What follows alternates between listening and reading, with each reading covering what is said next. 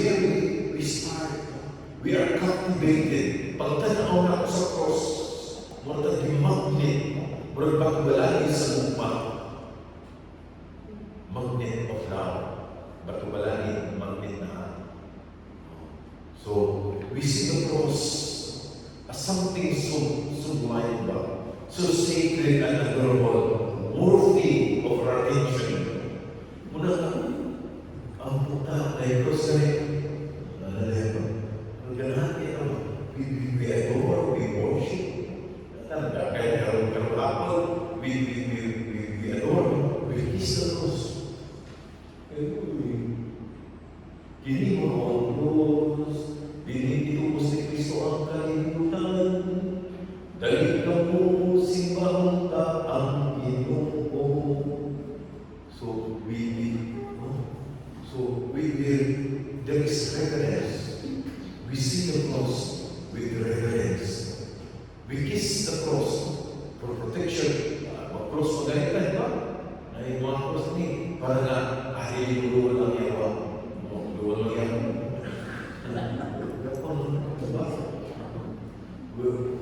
We sing with all. Look at that. So powerful. It is the power of God. So we adore. This is the first moment, admiration or adoration of the cross. But the cross remains away from us. It is someone else. It is someone else's story. It is the story of Jesus. So we admire. It is not my cross. It is the cross, the life of Jesus. But we admire. But it is not my cross. It is the cross of Jesus. And in all, katong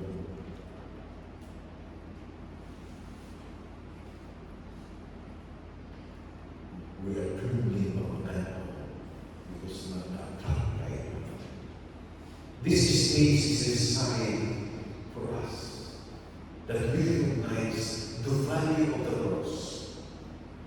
It is necessary. The first moment, necessary, but that is not enough. Necessary, but not enough. Okay? Now we move on to the second movement.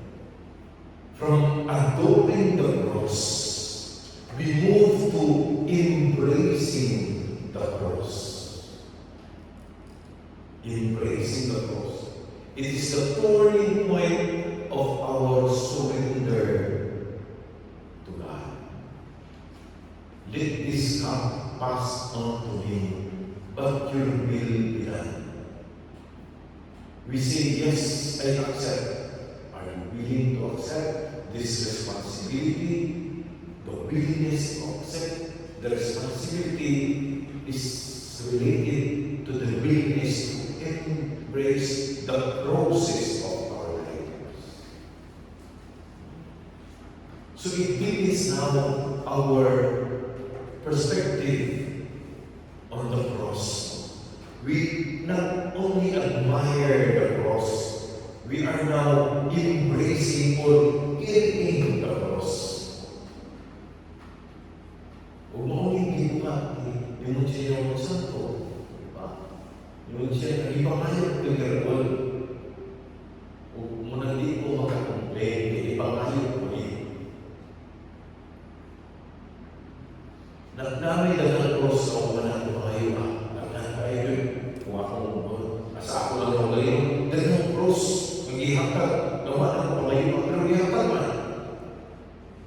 Are we willing to embrace and to carry this cross?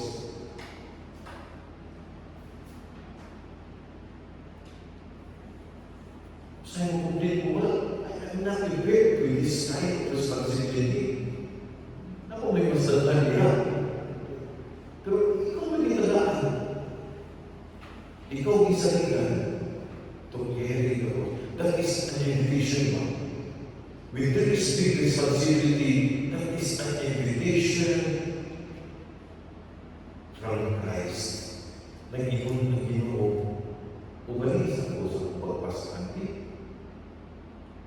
In the first place, di man ta buha sa ginawa ng cross.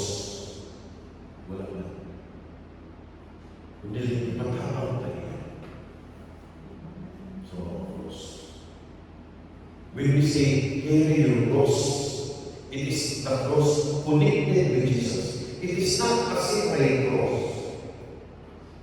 The cross that we carry is always connected with the cross of Jesus. Problema mo ito na ito kay kita na separate ni mga cross. Walang bugat tayo. Walang may stress ka kita. Kaya, we separate our cross with the cross of Jesus. When in fact, it is always connected. It is always connected. That makes the difference. So, the second movement is to embrace the cross. So, we share the cross of Jesus. We start to accept it. So it is not something that carried by Jesus. It is something that He invites us to carry too. Okay? So it is not Jesus' cross anymore. It is our cross. Jesus and us. This is the moment when we say yes to our mission, even when it is very tough. This is what love requires, to stay even when others abandoned and left. To see the cross as a place where love refuses to give up. When we say we embrace the cross, we say to this image that no matter what the cost, I will refuse to abandon you, Lord. I will stay. I will refuse to give up. Because Jesus never gives up on us. We should never give up on Jesus. He carried this cross. And we carry with Him. Kaya cross, kita mo dito sa ato na. Pero He emptied Himself and He gave the cross and He invites us. So dito tayo, the second movement is to embrace the cross. You and I make it powerful it is. So this is the moment when we forgive someone who wounded us deeply. To embrace the cross is the moment we stay faithful when it is easier to walk away. Embracing the cross does not mean loving the pain, but it means loving through the pain. It means choosing love even with the curse. As Saint Teresa of the Jesus would always say to us, to choose love until it hurts, and when it hurts, still give a little more. The cross is no longer a Jesus story. It becomes a shared story of Jesus and me, Jesus and us. That is the second movement of our journey of our pilgrims. Now, the third movement, from adoring the cross, then embracing the cross, the third movement is that to become the cross, becoming the cross.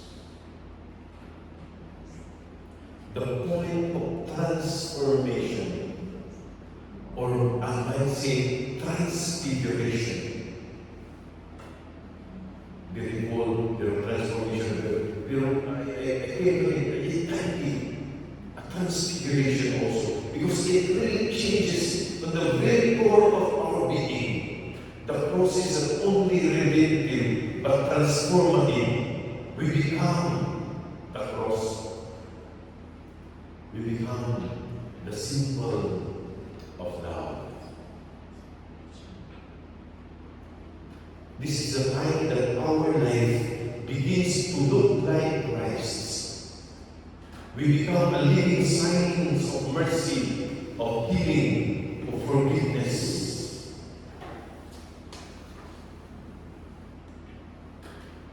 We embody the personality of Jesus.